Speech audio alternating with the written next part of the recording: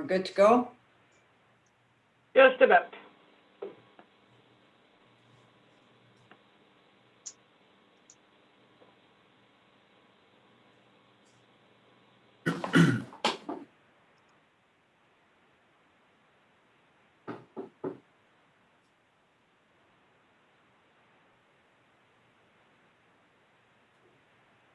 Okay, it is live and we are sharing the screen. Thank you, Stacy. Okay, welcome everyone.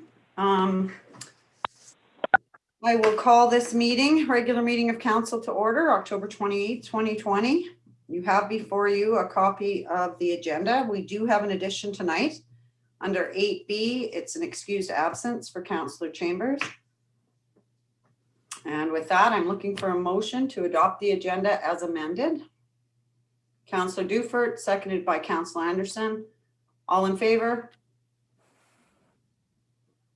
Thank you. Motion carries. Any declarations of interest? None being noted, we will move on to item number 4. Announcements, awards, ceremonies, and presentations. Is there anything from council? Go ahead, Councillor Dufert. Thank you, Your Worship. I would just like to welcome into a new decade a member of our council liaison, Stacy Barnes. Stacy, happy belated birthday, and we're all very sorry you couldn't go to New York this year. You know that's where you were planning on going. So happy birthday from all of us. Thank you very much. And I'd also like to mention it is Councillor Willow's birthday as well. I don't know which decade. I'm sure it's only his 40th. We love you and congratulations, and I hope you have a great one.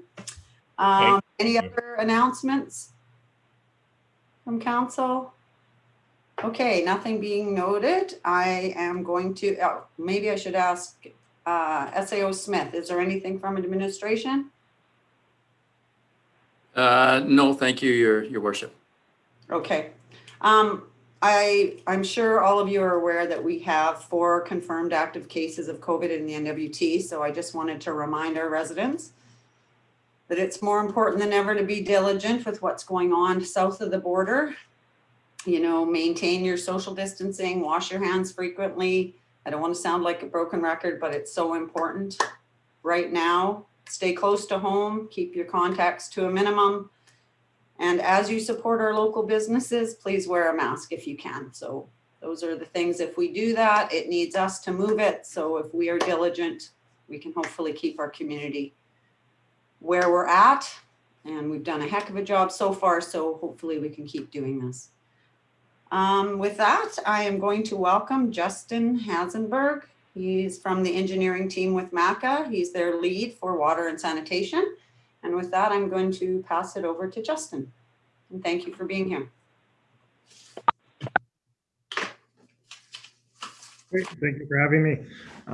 So as I was introduced, Justin Hasenberg, engineering team lead water and sanitation with MACA headquarters in Yellowknife. I also have 2 colleagues just outside of my camera here with me. I've got Braden Redshaw, who assisted me with this assessment, as well as I have Olivia Lee, who is the manager of asset management.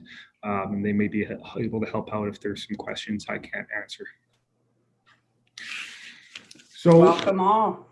Yeah, thanks. Yeah, so after I accepted an invitation from the town to perform an assessment on the water treatment plant this summer. We did our visit in July, I believe it was, and we finalized our report a few weeks ago, which we submitted to administration. At that time, I offered to also make a high-level presentation to council on it. So this is just, again, really just the highlights and a real brief overview. If you want to get all the nitty-gritty details, you can request the full report from administration, which has a lot more information. So just want to give I was trying to think of what was the best way to do this. I thought it might be good to kind of take a historical approach to look at the water plant and discuss how different parts were built over the years and what they were kind of built for. So if we could have the first slide. Slide.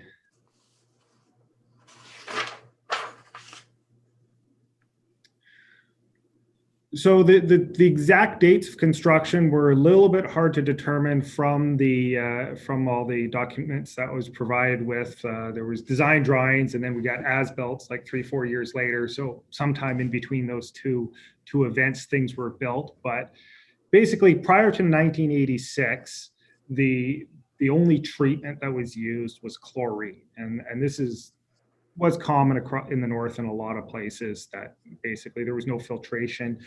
The only thing is the water was disinfected with chlorine. So the water was pumped out of Great Slave Lake. There's a small wet well building, injected chlorine right into the distribution system. And next slide, please.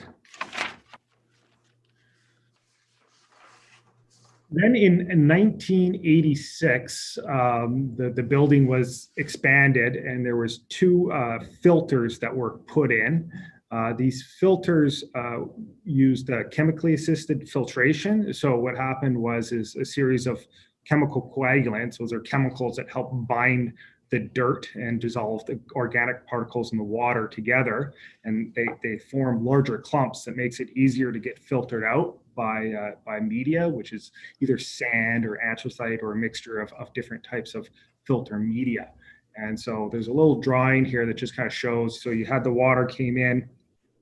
It was also tempered through a heat exchanger because the chemical reaction works better when the water is warmer, as well as it'll help with your freeze protection within your distribution system. So then the water was injected with the chemical coagulants. It goes through the filters. We call this direct filtration in the sense that there's not really much time given for the filter to react. There was upflow clarifiers, but really, basically, there wasn't much time for the chemicals to react. It just would go right into the filter. And a third filter was added in 2004, slightly improvement to the original 2, but basically the same thing, where it was just an outflow clarifier directly into the filters without a lot of time for the reactants. And then same thing, so that water would then go into the treated, well, it's not really treated, it's just a filtered water reservoir. And then it was hit with chlorine before it went into the distribution system. Okay, next slide, please. And so just some highlights on that. You know, some of the limitations with the current system. It was built for different health regulations. Turbidity guidelines have been tightened up quite a bit over the last 3-4 decades. They've really reduced. The turbidity guidelines have gone from 5 turbidity units to 1 to 0.3, and in a lot of places now they actually want them to be 0.1. And again, the health regulations became a lot more stringent in the Northwest Territories. About 10 years ago, we updated our water supply regulations, which made the Canadian drinking water guidelines enforceable within the Northwest Territories. And that prompted a lot of communities, including Yellowknife, to build a very expensive water treatment plant to meet the new guidelines. Also this year, if you all notice, you've had very unusual water quality at a meeting with ENR today. And they were just saying how like the Athabasca Lake is the highest and it's ever been on record. A lot of the waters were saturated. You had tremendous rain upstream of you, causing really high turbidity and particulate matter in your raw water. So if we were going to design a water treatment plant today to treat that kind of water, we would design it a little bit different than what your existing water plant is done. What we would do is we would include proper vessels for coagulation and flocculation that would really allow that chemical reaction time to occur instead of just injecting it and going right into the filters. If you go to the next slide, please, got a little bit of a visualization of that. You'll see you add the chemicals before the flash mixer. You got these impellers that mix it up really fast. And then we have really slow impellers. It's almost kind of like kneading bread, where it kind of would just slowly agitate the water to form larger and larger flock particles, which are much easily filtered out by your filters. than your existing system, which just doesn't have these vessels to be able to do that.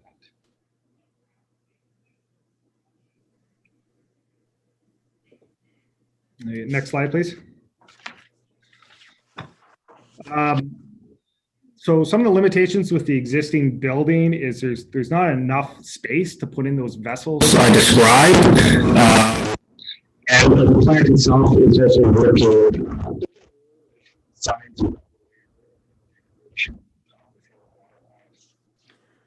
Justin, we're having problems hearing you. I don't know if there's something going on at your end. No, sorry, I'll try to speak up. Is this a little bit better? That's better, yeah. Okay, sorry, maybe I just wasn't speaking loud enough. So I was just saying that there are some, the building itself are showing some wear and tear. We've got some photos here, some corrosion. There's some cracks in the wall. The operator was a little bit nervous about hoisting the raw water pump out of the wet well because of the cracks in the wall above his lifting beam there.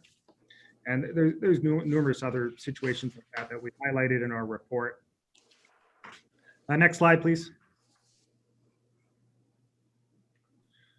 So there's a lot of challenges if you try to retrofit an existing building. If we tried to gut the existing building, we'd have to deal with all the issues with the building, as well as trying to maintain operations while you did that, and it could easily end up more expensive than doing it. I'm in the middle of a project right now in Fort McPherson where we're trying to do that, and it is causing a lot of headaches because you never really know what's wrong with everything until you start taking it apart.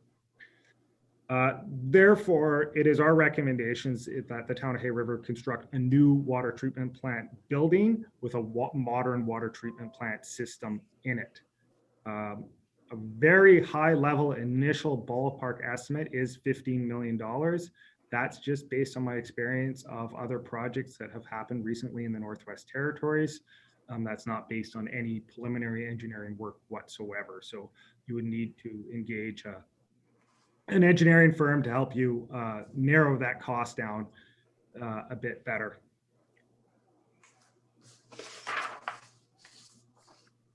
Okay, next slide, please. So we also looked at operations as well as capital. One of the big things that jump out is there's only one certified water treatment plant operator in the town right now, and there's no designated backup. An additional process, there is optimizations that you can do that would reduce the severity and duration of your water quality issues in boil water. But the operator, again, he's just one certified operator, and he indicated to us that he just doesn't have the time to work with all the chemical adjustments that might be able to help reduce it. Again, this is kind of reduce it. I wouldn't say eliminate it. You just don't have the technology to completely eliminate your boil water advisories. However, we would recommend that the town hire at least an additional 1 to 3 Class 2 certified operators to assist with process optimizations and other duties within the plant. We're recommending that they sample additional parameters. There's other things such as iron and manganese and color that could really help the operator in adjusting the chemical dosage and the types of chemicals they use. Those parameters are not being measured right now in the water plant. They do have some of the equipment to do it, but they don't have all the reagents to do it. And again, the operator just says he doesn't have time to do it. So our recommendations is that these additional parameters get sampled.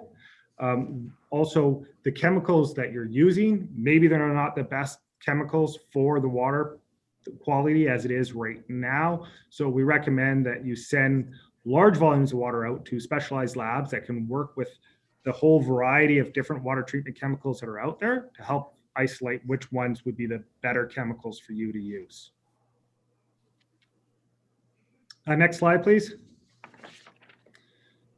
Here's just some of the other minor recommendations that we would have in general in the report. I just wanted to kind of throw a few of them out there. I think you would having a proper asset management system to track and perform periodic maintenance and lifespans of assets would definitely help the town. There was a pinhole leak noticed on the raw water heat exchanger. This is a massive pipe with a lot of water flowing through it. If that pipe fails, that would be an issue. So we recommend that get assessed right away, as well as that damaged wall I showed you in the initial photo. where they have to hoist a pump from that the operator is currently not comfortable hoisting on that wall because of the cracks shown on the wall. Procurement seemed to be a little bit challenging from the operator's point of view. So we would recommend that gets more standardized and formats for the operator to place orders and to have an appropriate budget to order reagents on an ongoing basis. There was a whole bunch of dead piping and old systems that have been abandoned, just kind of as a general practice. When you're abandoning that stuff to take it all out, it makes it easier to move around in the water plant and track what's going on. There was some asbestos insulation on pipes that was exposed. I don't know why it was exposed in the first place, but that should get sealed up and covered so it doesn't get bumped and distributed into the air. Also recommend having a phone line and internet at the water treatment plant. There's more modern ways of collecting data. We can help with the town to work online. We've got a new water database called WaterTracks that would save having to log it all by hand and fax it into health for records. As well, it makes it easier for troubleshooting. If all the manuals are online now, and placing orders. If the operator had a modern computer with internet access to the water plant, that would really help them do their job. All right, next slide, please. So again, the key findings are that the water treatment plant was built for older regulations. It's an old building, it's degrading, and there's only one certified operator. Were the biggest highlights of our assessment. And our priority recommendations are to hire additional Class 2 certified water treatment plant operators, to begin sampling for additional parameters, and work with a water quality lab to review the chemical type and dosages, and also to immediately begin planning to build a new water treatment plant within the next 5 years. And that is the end of my presentation. I'm open for questions. Okay, so questions from council. Councilor Anderson, go ahead. Yeah, sorry, I can't see anybody on that. Something's gone wrong with my screen too. I guess, I mean, my question's been answered, but like the term, like to have it built within 5 years or have it 5 years, do you think it should be done before that? I mean, I just hearing your presentation, I mean, definitely concerned about lack of staff that we have in there, and also no phone line in there. That's a surprise. But I mean, should we not get this a new facility start right away on this new facility? Like I'm concerned about the existing facility, and I can't see us waiting 5 years, but I think we need to get this thing built sooner than later. Thank you. Councilor Dowie, go ahead. Yeah, no objection to going earlier. Yes, there's definitely a number. I guess maybe I'm just tempering my expectations on how quickly things can happen, but I would definitely not oppose these getting addressed more urgently. Would you guys be able to help? Would MACA be able to help us deal with this, or? MACA can provide support from capital planning, as well as project management. We can assist with procurement. We're working with your public works department in issuing, hiring engineers, hiring contractors, and all that. Yes, we can definitely assist. Yeah. Tonight we will be talking about our capital budget. So I'm sure that this is going to have an effect on capital, and we'll go into it a little bit more, I guess, later on. But Councillor Dowie, you had a question. Go ahead. Thanks, Your Worship. Not so much a question, I guess. The thought that there's a lot here that we're going to have to chew on as a council, and a lot there to plan going forward for administration, and we're going to have to dig a lot further into this. It'd be nice to say, yeah, we should start right away and get going on this, but a very high level number of $15 million is going to be pretty hard for us to just come up with to start right away on. I've got other comments, but I'll go easy on Justin. It's not his problem that we've got, but There's a number of recommendations here from MACA. I've got a few for MACA myself. I guess just a quick comment on the timeline. 5 years is not unreasonable. I mean, obviously, if council is going to go ahead with a complete new build on a water treatment plant, there would have to be the planning, the design, the rest. And we all know that does take some time. But so I don't think 5 years is unreasonable, but obviously water safety is a key concern of this council, and it's a priority for me, and I know it is for the rest of you. Meanwhile, we were aware of our situation with our water treatment operator, and not only having one. MACA was supposed to be doing some training. COVID has put that to the side. In our strategic plan, if you guys remember, that document shows that we were looking for funding as well to be prepared for that training. And I had a couple comments, I guess, for this one, but yeah, so the town, we have been approved for MACA's asset management program as well. Implementation and system training was postponed. So I'm sure that will be happening soon. Again, we have been trying to get another gentleman that works for us trained, another one of our water and sewer guys. So that's in the works as well. Yes, go ahead, Councillor Dewey. Thanks, Your Worship. I think Councillor Willows had his hand up before me. He can go ahead. Go ahead, Councillor Willis. Thank you, Madam Mayor. Just with regard to this pinhole that we're talking about in terms of a risk management situation, would you consider that a risk being low, medium, or high, something that should require immediate attention? A little more information on that. Yeah, sure. It's I'm not a mechanical engineer or a pressure vessel expert, but my gut was saying yes, get an assessment of that ASAP. Thank you. Go ahead, Councillor Dewey. Thank you, Worship. Maybe one question I did have for Justin. I'm not sure if you're aware of some of the work that we've been trying to do on our intake line as far as inspection goes and everything that we've been up against with that. But I guess one of the questions I have is, a new water treatment plant basically would set us up for, I guess, lower turbidity, or would prepare us, I guess, for higher turbidity. Would there be any thought in extending our existing water line further? Would that help mitigate some of our issues, like if it were further out into the lake, or would we still be up against the same issues that we're having with our current facility? Without looking at all the data of the lake in detail myself, my initial response is it's probably not going to help you that much. I mean, a new water treatment plant can handle, like, we can design water treatment plants to handle 10,000, 100,000 raw water NTU if it was designed to handle that in the first place. I've seen satellite photos of showing the sediment plume this year covering half a Great Slave Lake. We had issues of it drifting into Litzel Cay. You're never going to get a pipe long enough to completely get you out of that. Fair enough. Any further questions from council? Go ahead, Deputy Mayor.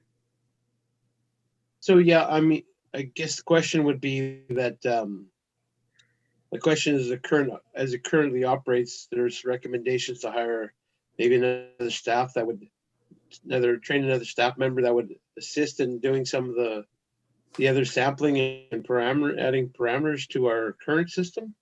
And that would that assist in lowering the oil water advisory lengths? I'm just looking for details on that.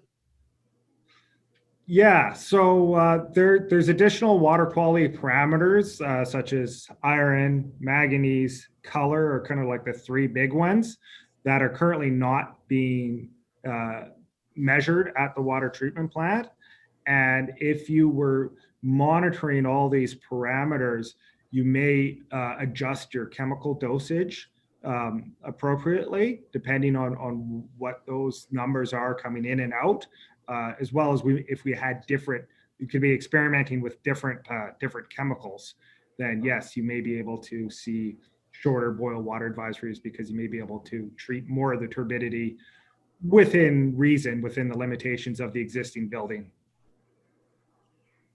So just a follow-up question, is there anything that's giving us pressure other than the capital costs and the timeline to plan for that? But regulations, are they coming down stronger on our type of treatment plant that we currently have? Is there elimination of that in the regulations coming soon, or I'm just wondering if we're going to get pressure from a regulatory process as well? You very may well. I was actually just copied in with correspondence this afternoon to your SAO from the health officer on some of the things they would like to see happen right away, kind of after reviewing my report. Just to be clear, the actual type of plant that you have right now could work for some situations. So it's not like that the regulations don't allow this type of plant anymore. It's just that this type of plant is not good for your raw water quality. So that if you, like your plant might be appropriate for like an Arctic lake that's totally pristine and doesn't see any runoff ever. But in your situation, it just can't keep up with it. So it's more the performance that the regulations are going on. There may be some changes in regulations. I didn't say this in my headline, but I don't want to get people too nervous because it's an ongoing rolling average, but you have seen some exceedances in trihalomethanes, which are a disinfection byproduct that happens when the chlorine reacts with organic particles, particularly the color you're seeing. Right now, the Northwest Territories just regulates trihalomethanes, but haloacetic acids is another one of concern that may come into regulation fairly soon. So I don't know if that just confused you more or answered your question. Any other No, questions from council?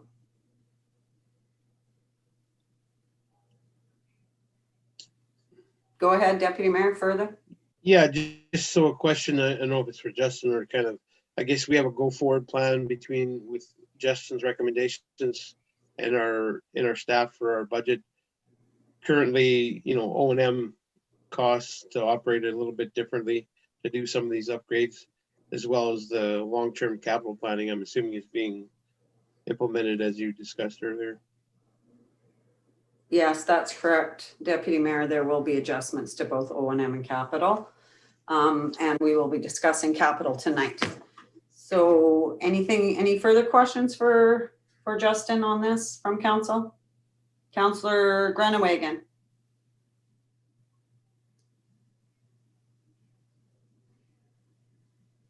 Thank you, Madam Mayor. I don't have any comments or questions. Thank you.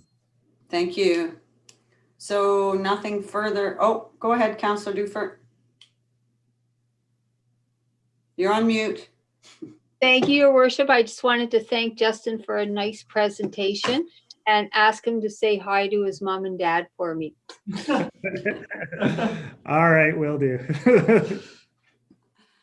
Yes, thank you very much for taking the time and for doing this. And if we have any further questions, I'm sure we'll be in contact with you through our administration. And again, thank you for taking time out of your evening to do this for us. Yeah, you're welcome. Okay, so moving on to item number 5. A regular meeting of council minutes dated September 22nd, 2020, looking for a motion. Councillor Willows, seconded by Councillor Dufert. Any questions to the motion? None being noted, all in favor? Thank you, motion carries. Item 5B, regular, you have before you a copy of the regular minutes of council for meeting October 19th, 2020, looking for a motion. Councillor Dufert, seconded by Councillor Anderson, any questions to the motion? All in favor? Motion carries. Thanks, guys. No business arising from the minutes? Nothing noted. Moving on to administrative inquiries, and I will pass it over to SAO Smith. Thank you, Your Worship. We will start with the Director of Protective Services, please.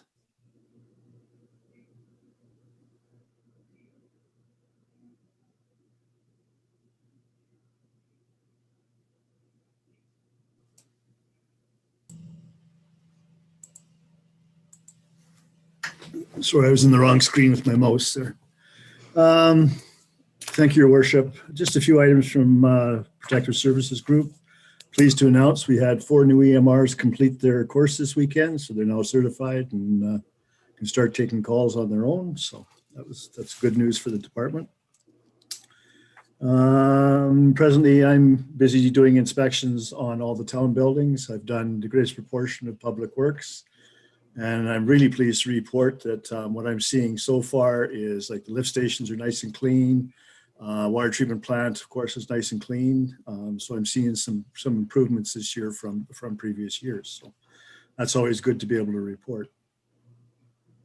Also working on the O&M budget. It's filling up any slow times we have right now. Ambulance, I can honestly say, has finally started to drop off this month. So we're only somewhere along the area of about 40 calls so far this month. So that's an improvement over the previous few months.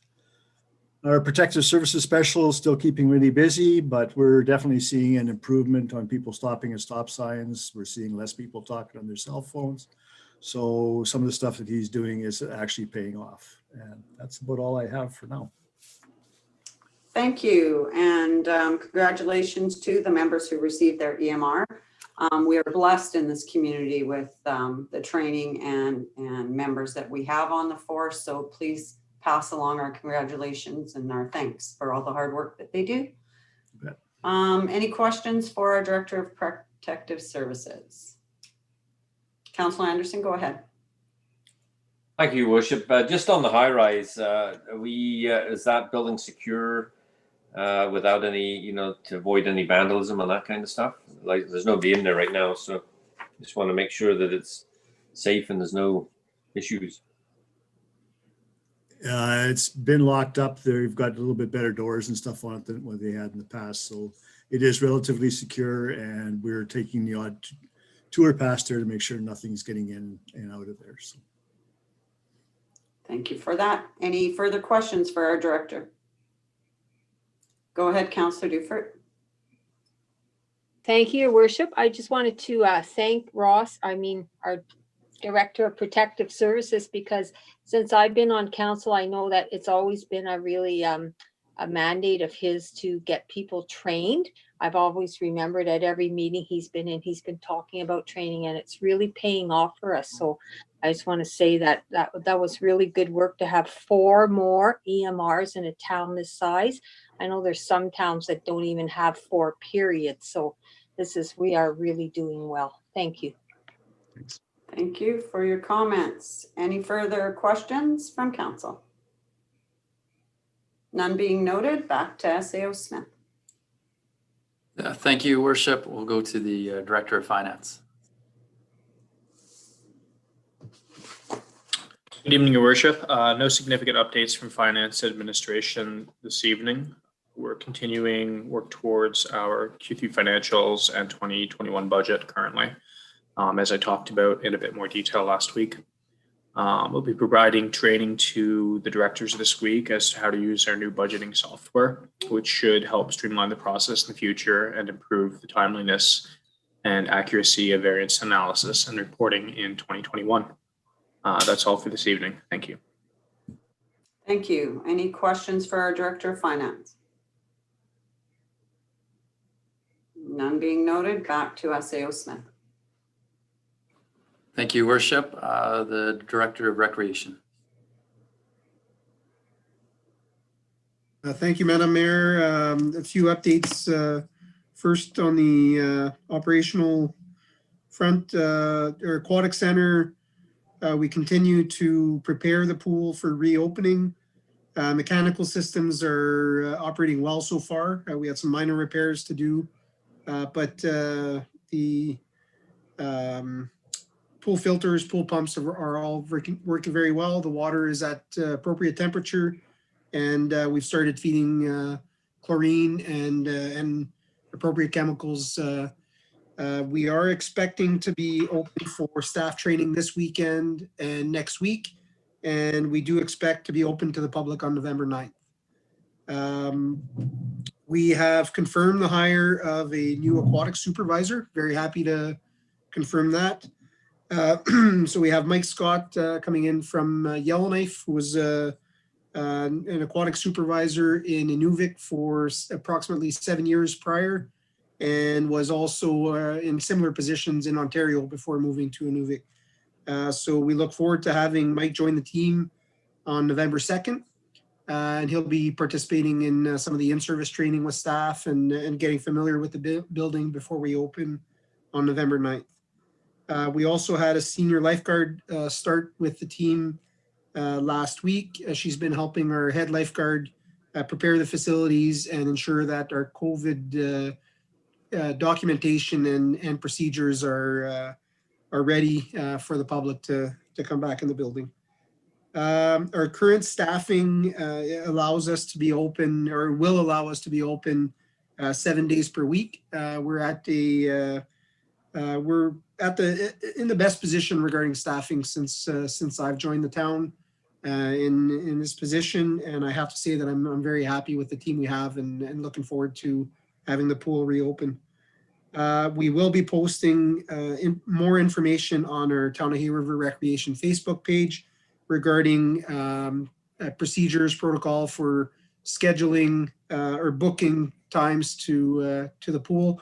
Our head lifeguard posted some information last week, and this week we'll be posting a little bit more information regarding the schedule specifically and how to book swim times and reminding people of our rates, including our monthly membership fees, which I think we need to educate the public a little bit more on the money they can save on monthly membership fees. As far as the rest of the community center and mostly the ice skating arena, the schedule and the COVID guidelines are going well. Our user groups are complying well. We continue to work with them on some small inconsistencies or small hiccups that we're noticing in the guidelines and in how you can practically put in place the guidelines and ensure that we're being compliant. I have reached out to the local environmental health officer regarding 3 small issues that we're having and where the guidelines may need a little bit of tweaking given the practical use of the facilities. And I'm waiting for feedback from the EHO. It may turn out to be another application to vary from the public health order requirements given the routines we've seen since we've opened the building back up. The curling club expect to be open as of November 6th. I believe they're done with ice building, and they've been preparing the downstairs lounge as well as the upstairs lounge. So it sounds like they'll be ready to operate. They have all the appropriate permits, and we look forward to curling starting back up in the building. Regarding programs, most other programs are continuing. The only thing I'd like to update is that we've confirmed further funding for our after-school programs. The federal summer student funding was extended and can continue for up to 16 weeks, which will allow us to offer after-school programming all the way through Christmas break. So we're offering some form of a day camp, and we'll be doing the same through the Christmas season. We'll be offering some form of day camp during the Christmas break. We had a recreation committee meeting last Tuesday. The committee reviewed my proposed rates for the 2020 rec rates, and they've made a recommendation that can move forward to the finance committee. So I'm hoping to bring that to the next finance committee meeting. We also discussed some of the arrangements we're making with the Hay River Golf Club, the Hay River Ski Club, and the Hay River Curling Club regarding formal agreements with regards to town assets that those groups are managing. We also had, on the tourism and economic development front, our coordinator is working on Winter Cap and ICIP cultural spaces funding. That should be considerable funding, and we're looking at putting forward multi-year proposals for those applications. He's also working on a food cycler on the food cycler program. As was presented to council, our coordinator will be preparing a plan which can be brought back to administration afterwards and to council. And we also had a tourism and economic development committee meeting last Thursday, in which we had Eric Chalker, who is the South Slaves tourism and economic development coordinator for ITI. There was some good discussion had. Eric was kind of heard some of the initiatives that our committee has and that administration has, and also shared some of the opportunities that ITI have. Our SAO also presented a summary of the strategic plan with emphasis on the items that are related to tourism and economic development. Lastly, at that committee meeting was a bit of a handover from our SAO, and now I'll be sitting on that committee and overseeing the tourism and economic development as has been discussed previously. And those are my updates for now. Thank you. Thank you very much. Any questions for our Director of Recreation? Go ahead, Councillor Dowie.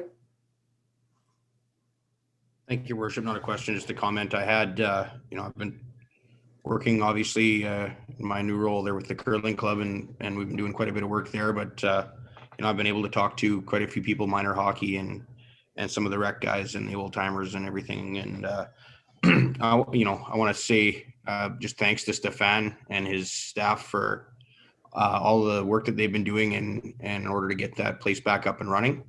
Obviously, all our directors have had to make adjustments with the COVID situation, but with that being a hub of our community and a really one of our more public areas, there was a lot of work that went into these plans and getting approvals and all of the extra work that has to go into keeping them operating now with all of that. So I just want to say, give a shout out to Stefan and his staff for all of that work that they've been doing, and it's reflected in the community. I know that I've had quite a few conversations with people that really appreciate everything that's going on there. So thanks. Yeah, absolutely.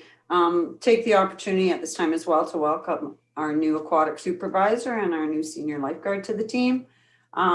And yeah, once again, recognize that we are getting great feedback on the programming that's being offered at our rec center, and that we recognize the difficulties and the hoops you've had to jump through to keep us all safe. So thank you for the hard work. I too will back that up, because I know that it has been a long process. So thank you again. Any further comments? Oh, sorry, Deputy Mayor Bouchard, go ahead. Yeah, I just had a question, obviously with COVID, and I think the school's having different programs. I was talking to some youth there, I think grade 8s or 9s, like depending on the week, they have 2 or 3 days of school. Are we looking to change or make available some more ice times or public skates? Or are we looking at changing, it's getting cold enough, or it will get cold enough for the outdoor rinks. Are we doing anything additional than normal for the COVID? I'm just assuming people will be here and probably want to do more outdoor stuff for activities like that. So I'm just wondering if we've upped that, any of those levels, I guess, in the rec facility or outdoors. SAO Smith. Yeah, I'll pass that to the Director of Recreation. Thank you. Thank you, Your Worship. So I can confirm that we're adjusting programming to COVID realities. I do have to admit that we haven't set anything out specifically for those. I believe they're grade 8 and 9 students that are not at school full time. I will take that back to our programmer and see if there's anything we can add. With that said, we do have daily public skating and public swim times that are available, and those students can come make use of the building at those times. The walking track is always open also, and table tennis remains available on the walking track.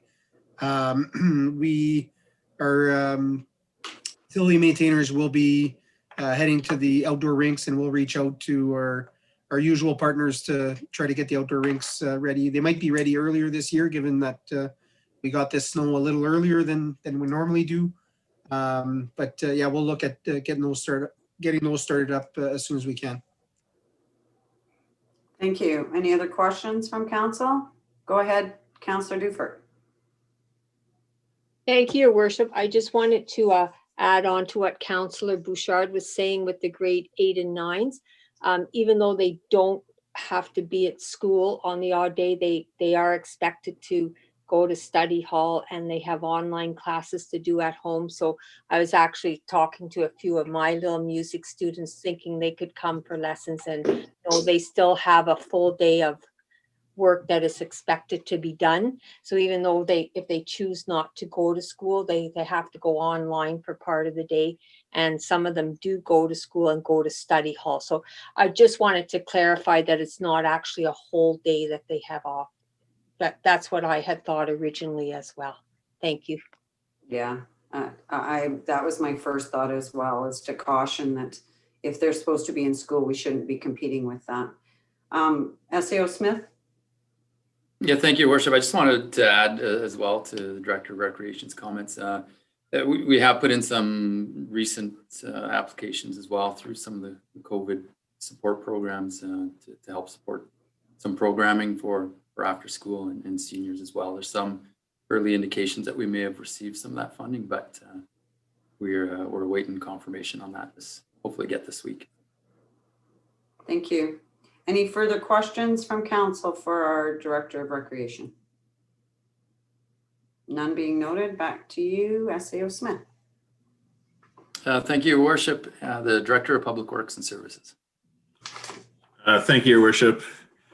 On the public works side of things, we got a water break that was discovered Sunday night or this morning as well. So it's going to be, it's on Robin Crescent. It's going to be dug up on Wednesday. So our guys were looking into that today. Getting the snow falling out there tonight and the snow that's already fallen, getting prepped to do snow clearing. I believe they're going to do some clearing on Coutre Street this week. You know, we've started to gather some snow there, and that's always a point of emphasis for our clearing efforts. So that will get done this week. We did get a drone survey of the landfill done again this year. That was completed, or it was flown last week. So we should be getting results from that back again sometime in the coming weeks here, which just helps improve our processes, helps improve our reporting for the water license as well. The water license, the new water license, I've been working on comments on the draft license. So there is a draft license that's been put out by the Mackenzie Valley Land and Water Board. Comments on that are due, I believe, sometime this week. So we will be submitting some comments on the draft. There's a few items that we would like to see changed. Once those comments are submitted from all parties, we'll also have a chance to respond to any comments that are submitted by other parties. And kind of present final closing arguments before the board takes it all into consideration and issues the license sometime probably in early 2021. Additionally, been working on budgeting stuff and the next round of ICIP funding applications. The official announcement came out last week, so we're working on putting together which projects we want to apply for that funding on, and I believe we'll be coming to council for approval on submitting those applications before the deadline. Also been working on the items that came out of the MACA report on the water treatment plant. Have already gotten started on a few of those items, looking at some of the items that we can, that we can fit into the budget for this year, getting some of the items checked off the list as soon as possible. As the mayor mentioned earlier, we are planning on getting a second operator trained, waiting on those classes to come available so that we can get them trained. I have identified a few areas with our current water treatment plant operator of things that we can get started on right away.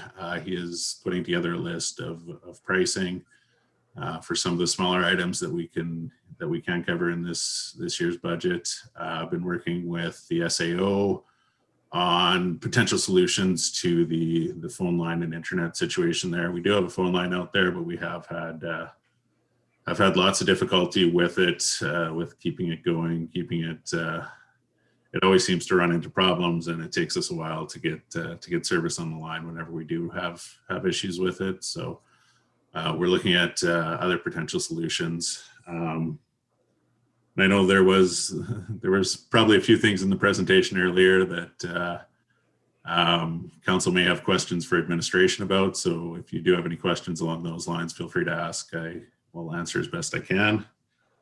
And I think that's about all of the updates for Public Works right now. Thank you. Does council have questions for our Director of Public Works? Councillor Willis, go ahead. Thank you, Madam Mayor. Yeah, I appreciate that, and I appreciate the presentation we have. And I guess I can assume that some of the things you're working on is this the high risk of the pinhole water and the water line, that we've got a plan to go forward with that to at least get that out of the way. Go ahead, Director. Thank you, Your Worship. Yes, that is one of the items that is at the top of our list to get done. Thank you. Councillor Anderson, you had a question? Yes, thank you, Worship. No, just thank the director for the work he's doing to solve the issues that we've got at the water treatment plant. And I guess one of the concerns is just to make sure that the employee is safe in there with respect to the crack and that type of thing. If there's issues with that, to make sure it's safe to work in that environment. And I just have another question on the bleeders for people that have bleeders in their homes. When is administration going to reach out to our residents to turn on the bleeders? Just a thought. Thank you. Director? Thank you, Your Worship. I am not entirely sure when that will happen, but I will reach out to our Public Works staff and get an answer and pass it along to council. Thank you. Further questions from council? Go ahead, Deputy Mayor. Yeah, no, and I know with COVID and now this water treatment, we have a bunch of things on the go. And I know one thing that's been outstanding is a couple of our major contracts. Do we have a schedule plan for working on some of those contracts and going out to tender and stuff like that? SAO Smith. Thank you, Worship. Yeah, two of the larger outstanding contracts are related to the truck water delivery, as well as the garbage pickup and landfill management there. So as presented in our strategic plan update last week, those are initiatives that are identified for completion on this term of council prior to end of next year. Some of those are quite active right now. I mean, really, we've involved a consultant on our cost of service study for our water rates. So that's sort of a necessary first step there. So yeah, there is some activity that's occurring, but I think we're talking first quarter, early into the summer next year with significant progress on both of those. I think that's it. Our IT contract we've dealt with this year. And I think unless you have any other major ones that you can think of, those are the ones that we're focusing on. Yeah, that was the two I wanted. Thanks. Thank you. Any further questions for our Director of Public Works? Councillor Dowie, go ahead. Thanks, Your Worship. I'm assuming obviously there's going to be some discussion that we're going to have as a council when it comes to potential changes to our capital plan. Obviously, like you had said, I guess it's just a little this report from the engineers is a little frustrating, having been on council for the last, I don't know what it is now, 8 years. We've had different engineers telling us to spend money on this facility that we've got sitting out there that we're now being told we've probably thrown away. So I'll have a lot of questions and some more to add to that when it comes time to have that discussion. But every time we turn around, MACA's got something new for us and a new recommendation for us, and very little comes in the way of support to do that. We know about our funding issues, and they are well aware of our funding issues, and they seem to be able to pull their money out of a hat whenever they need it for anything that they want to do. But the communities get left behind every time, and we got a $15 million plus potentially project on the horizon that MACA is recommending we do, and that's the end about it. So that's pretty frustrating to sit here and listen to. So I'll have a lot to add to that at the appropriate time. Thank you, Councillor Dowie. Any other questions, comments? Back to you, SAO Smith.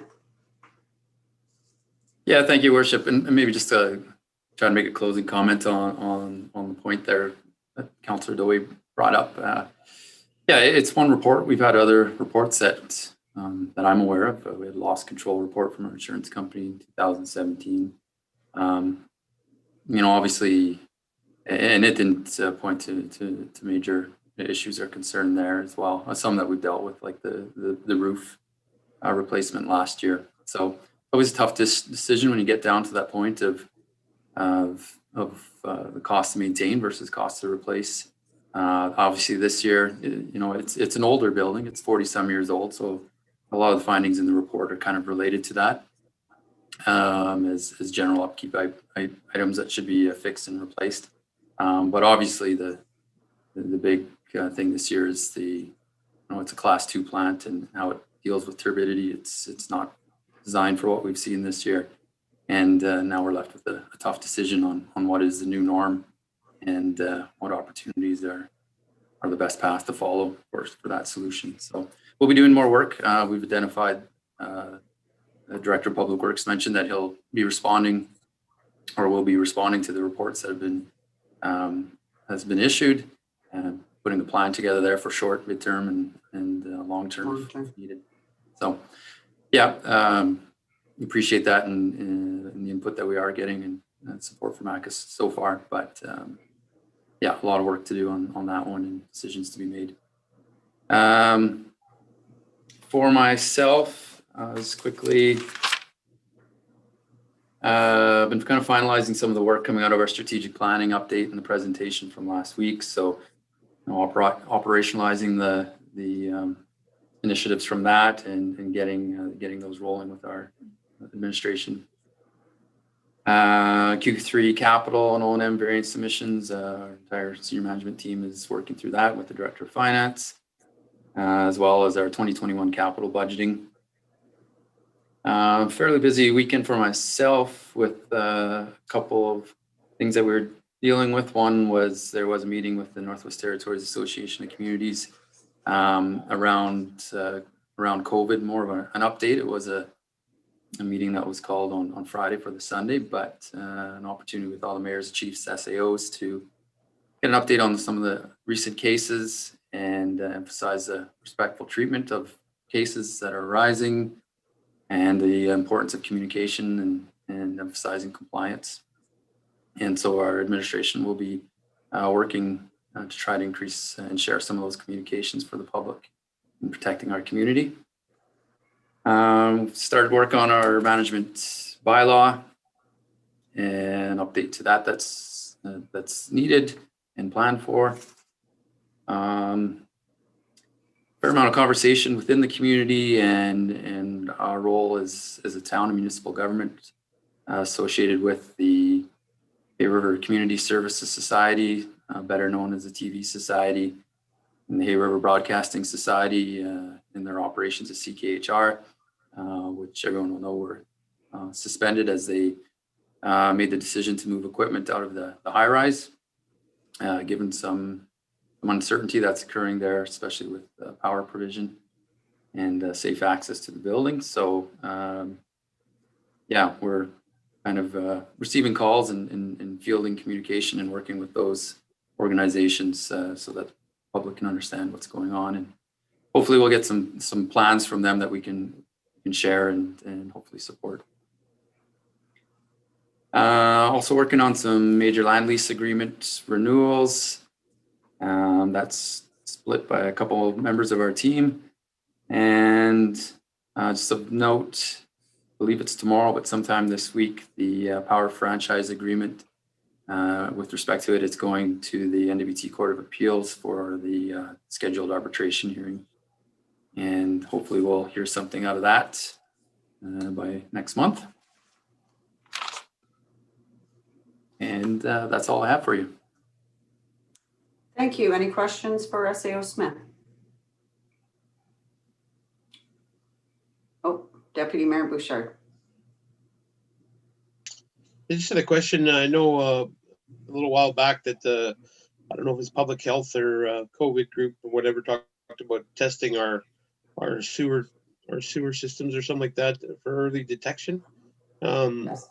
Has that been happening, and do they, I mean, will we hear something immediately if they, suspect something that they said it was maybe an early warning sign? They might catch it earlier. Yes, my understanding is that I think from what I'm reading, that Yellowknife should be up and running right away. So I'm assuming that we're there, but I will pass that over to SAO Smith. Thank you, Worship. I haven't received any further details. We were asked several months ago, I guess, if we would cooperate and support the installation of their equipment. I don't have an update. Maybe Director of Public Works, do you have any more information? Thank you, Your Worship. We have gotten the testing machine delivered here. We're working on coordinating the setup of it. So it hasn't been set up yet, and Lift Station 1 should be getting set up either this week or next.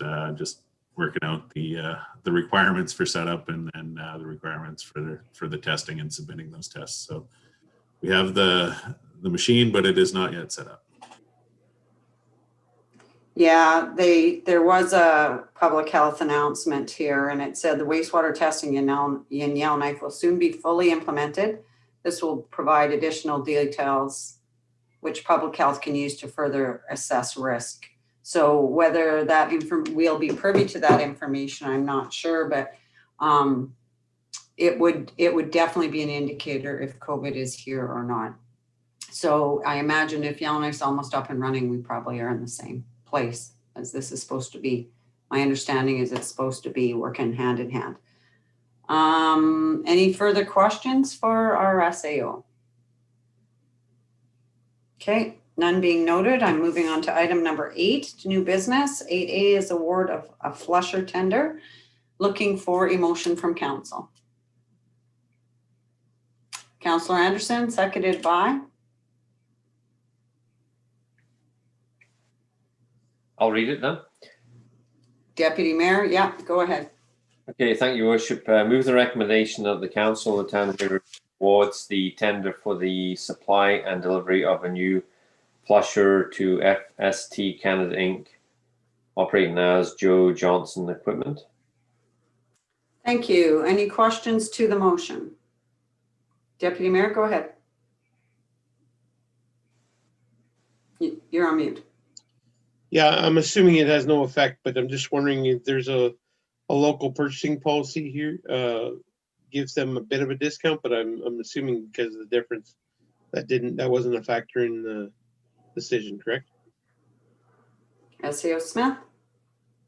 Thank you, Worship. That is correct. I believe it's 10%, 10 or 15%, and it wasn't applicable in this case, or wasn't a big enough threshold. Thank you. Councillor Dewey, go ahead.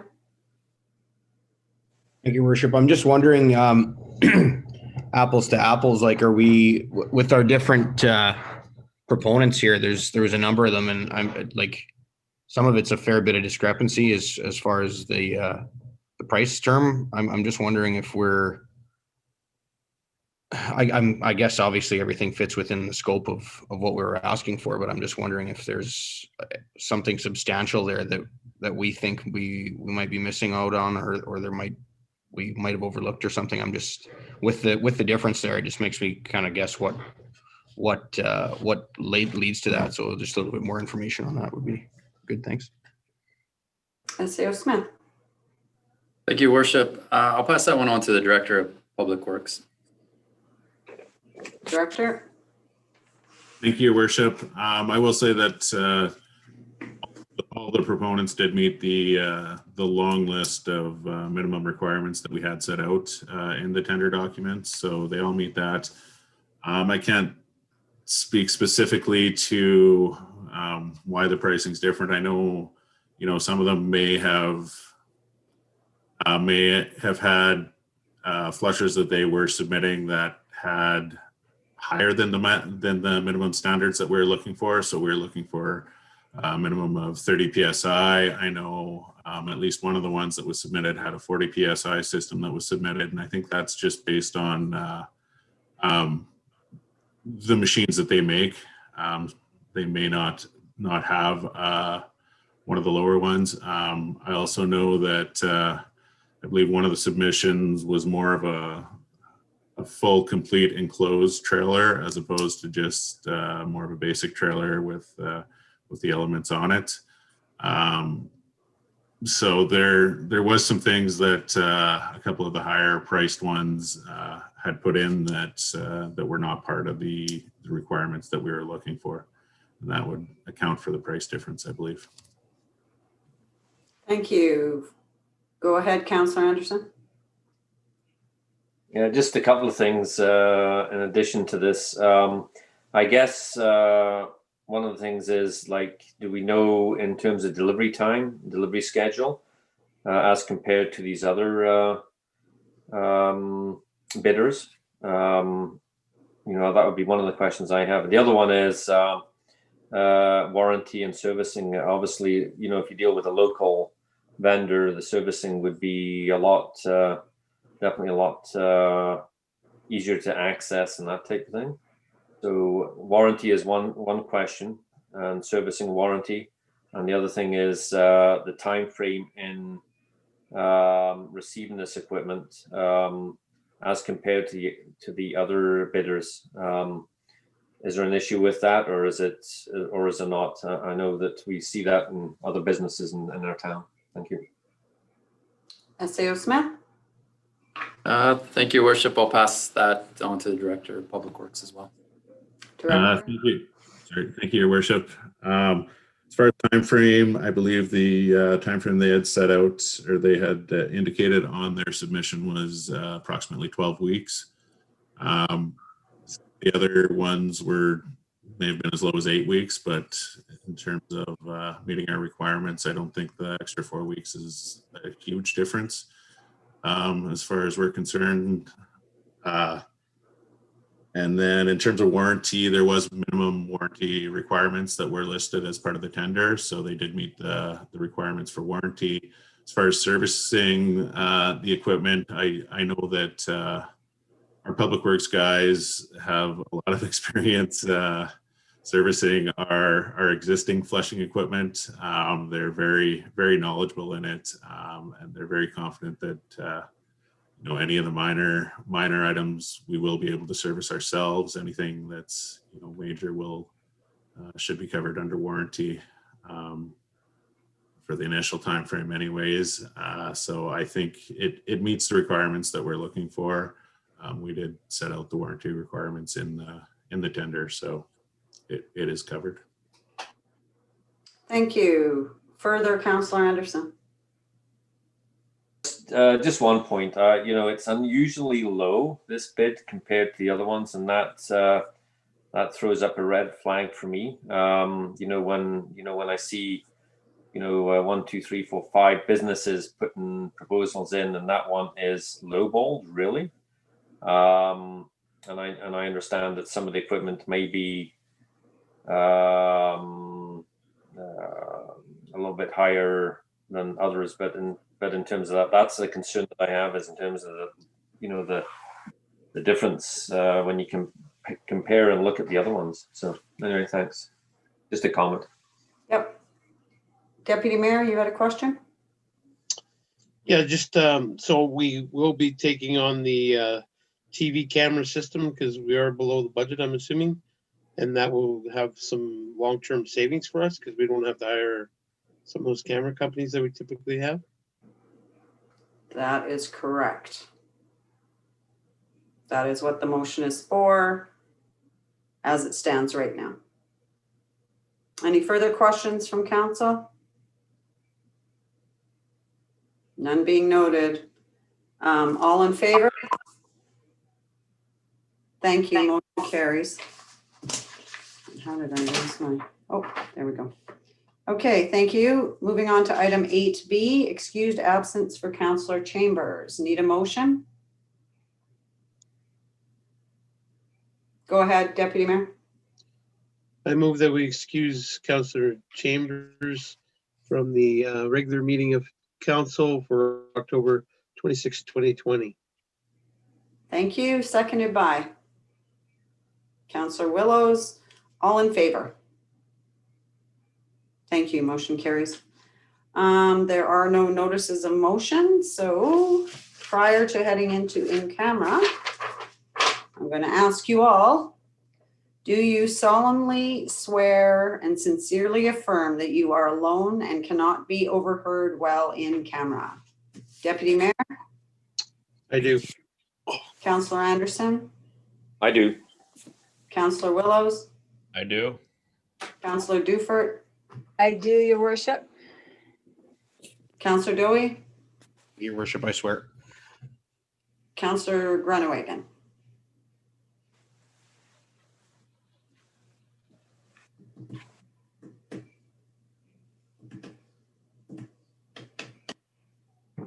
I do. Yeah, I'm sorry. Something just changed as a screen there. I'm having a hard time. Not a problem. Thank you, Councillor Grunewagen.